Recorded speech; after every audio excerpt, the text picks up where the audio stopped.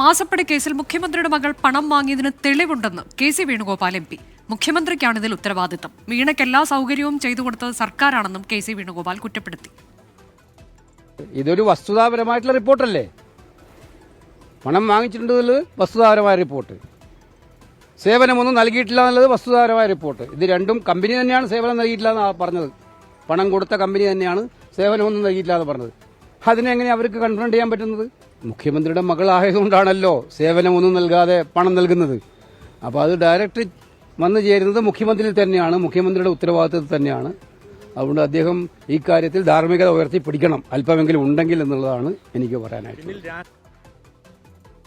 മുനമ്പത്തെ ജനങ്ങൾക്കൊപ്പമാണ് കോൺഗ്രസ് എന്ന് കെ.സി. വേണുഗോപാൽ പറഞ്ഞു. മുനമ്പം ജനതയുടെ പേരിൽ ന്യൂനപക്ഷങ്ങളുടെ അവകാശങ്ങൾ കവർന്നെടുക്കാൻ ശ്രമിക്കുന്നത് ഭരണഘടനാ വിരുദ്ധമാണ്. മുനമ്പം ജനതയെ ആരോ തെറ്റിദ്ധരിപ്പിച്ചിരിക്കുകയാണെന്നും കെ.സി. വേണുഗോപാൽ പറഞ്ഞു.